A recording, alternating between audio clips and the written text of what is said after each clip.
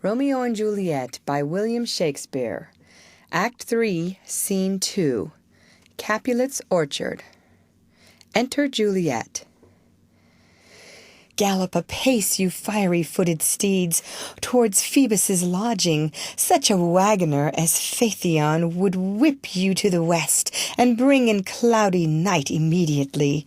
Spread thy close curtain, love-performing night, that runaway's eyes may wink and Romeo leap to these arms, untalked of and unseen. Lovers can see to do their amorous rites by their own beauties, or if love be blind, it best agrees with night. Come, civil knight, thou sober-suited matron, all in black, and learn me how to lose a winning match, played for a pair of stainless maidenhoods.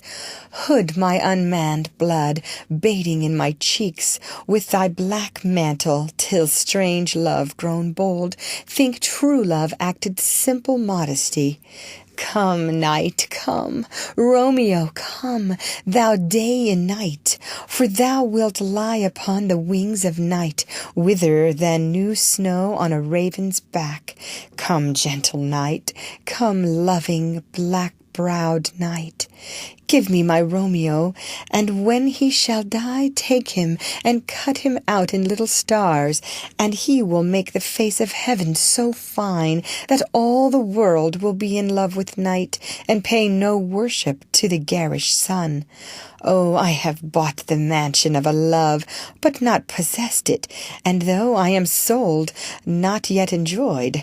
So tedious is this day, as is the night before some festival to an impatient child that hath new robes and may not wear them.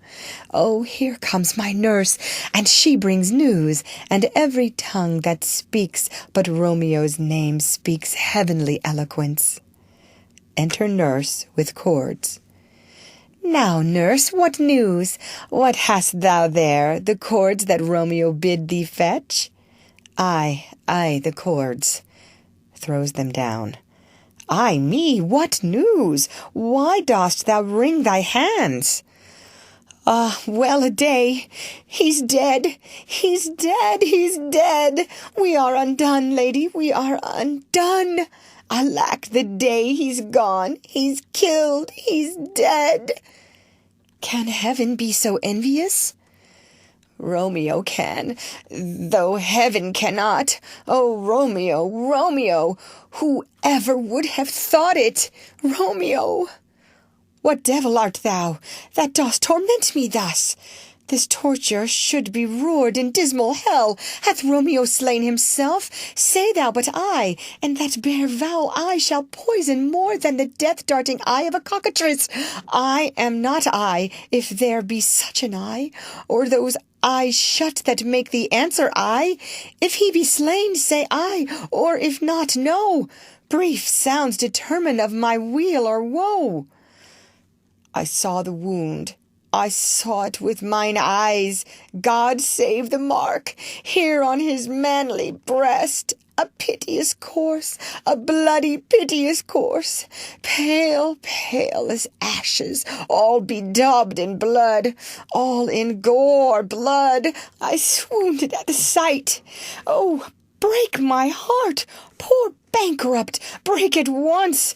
To prison eyes ne'er look on liberty. Vile earth to earth resign, end motion here, and thou and Romeo press one heavier bier.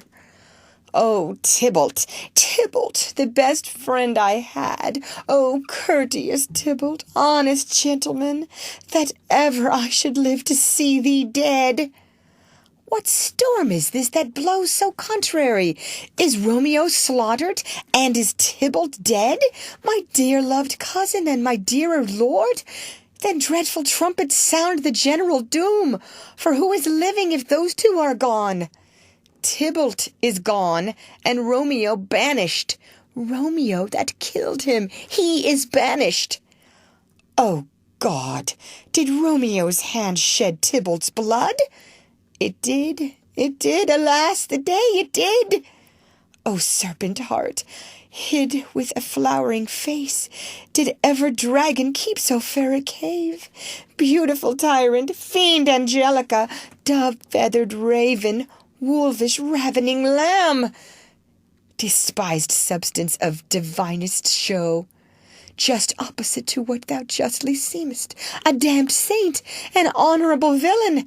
O nature, what hast thou to do in hell, when thou didst bower the spirit of a fiend in moral paradise of such sweet flesh? Was ever book containing such vile matter so fairly bound? Oh, that deceit should dwell in such a gorgeous palace! There's no trust, no faith, no honesty in men, all perjured, all forsworn, all not, all dissemblers. Ah, where's my man? Give me some aqua vitae. These griefs, these woes, these sorrows make me old. Shame come to Romeo. Blistered be thy tongue for such a wish. He was not born to shame. Upon his brow shame is ashamed to sit, for 'tis a throne where honour may be crowned, sole monarch of the universal earth. Oh, what a beast was I to chide at him! Will you speak well of him that killed your cousin? Shall I speak ill of him that is my husband? Ah, poor my lord, what tongue shall smooth thy name, when I, thy 3 hours' wife, have mangled it? But wherefore, villain, didst thou kill my cousin? That villain cousin would have killed my husband. Back, foolish tears, back to your native spring. Your tributary drops belong to woe, which you, mistaking, offer up to joy. My husband lives, that Tybalt would have slain, and Tybalt's dead, that would have slain my husband. All this is comfort, wherefore weep I then?